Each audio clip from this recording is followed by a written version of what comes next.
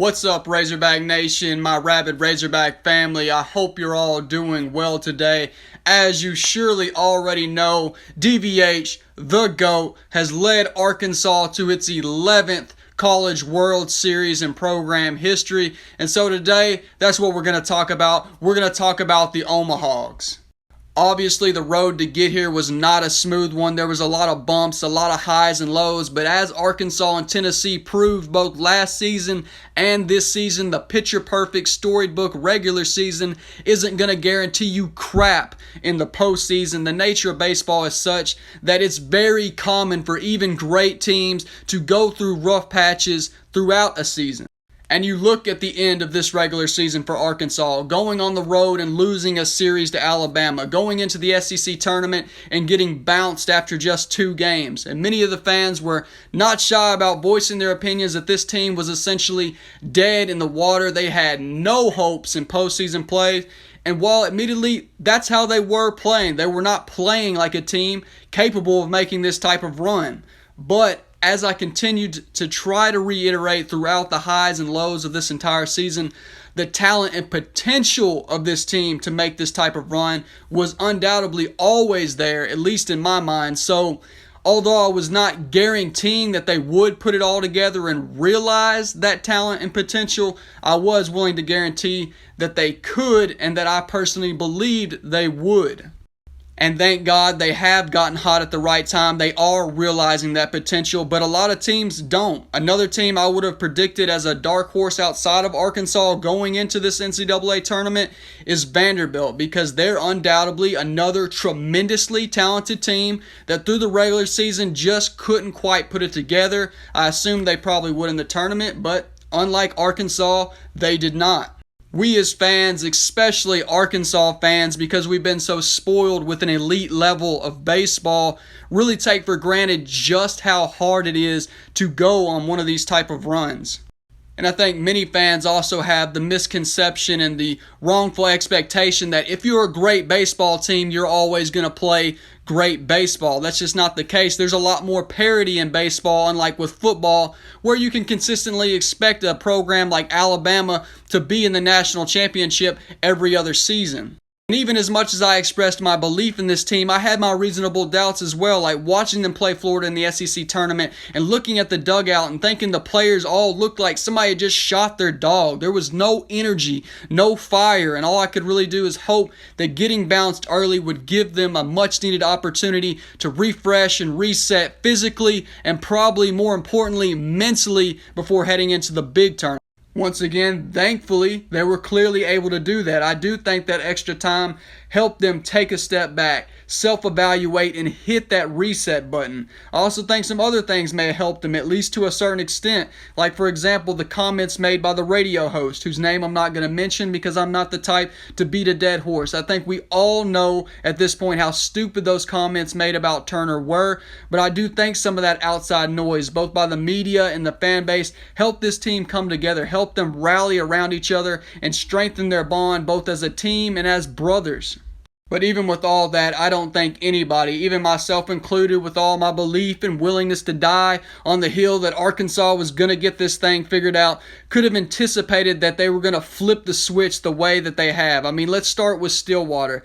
If I told you going into the NCAA tournament that Arkansas was going to play in the regional, which would go on to set the NCAA record for most home runs and runs scored, you probably would have told me Arkansas is getting bounced after just 2 games. Well, as we now know, that was far from the case because Arkansas awakened its dormant firepower offensively. The same firepower we anticipated coming into the season was on full display, coupled with some elite fielding defense. Then they turn around the next weekend in Chapel Hill against the Tar Heels, who came into that super after averaging 12 runs a game in their regional and held them to just 4 total runs in 2 games to advance to Omaha, and the OMAHOGS showcased in between their regional and super regional that they're capable of just beating you however they need to beat you. Since the NCAA tournament has started, Arkansas has looked like the total package, with players emerging and taking their games to the next level, whether it's a Peyton Stovall offensively or a Hagen Smith, who struggled in a start in Game 2 in Stillwater and bounced back with one of the most clutchest closing performances I have ever seen from a pitcher, especially a freshman. I mean, you want to talk about ice water in the veins, striking out Rock Riggio, who was batting well over 500 in regional play with the bases loaded in the bottom of the eighth. That's Kobe Bryant-esque clutch right there, and that is what I believe is the biggest moment of the season thus far for this team, delivered to you by, oh yeah, a true freshman.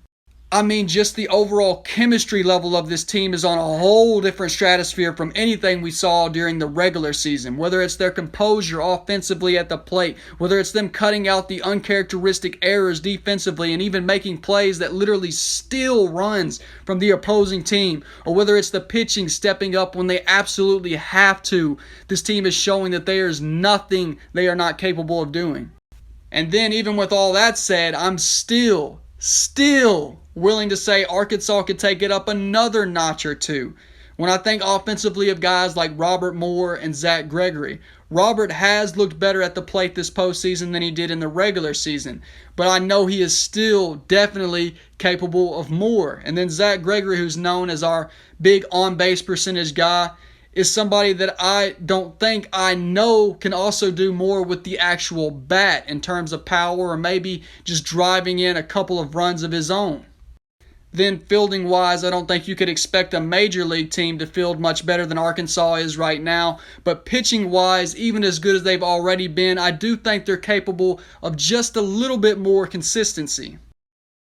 Speaking of pitching, that to me is the most interesting and biggest question mark for this team heading into Omaha. Who is Coach Van Horn and Coach Hobbs going to lean on as their third starter? Obviously, Nolan is your one. McIntyre has emerged as your two. But with Hagen Smith moving into the closer role, Jackson Wiggins is probably the first thing that comes to mind. And don't get me wrong, I have a lot of confidence in Wiggy. I think he has as much potential and arm talent as anyone on the roster, but he has noticeably struggled in recent games. So to assume he's going to be that third guy, I think, is inaccurate. So it'll be interesting to see how they manage that. We've got plenty of good options available, so regardless who ultimately gets that start, I think we can feel confident. And even if they do struggle or get into trouble, Dave Van Horn is not going to be hesitant to go grab another talented arm out of the pen.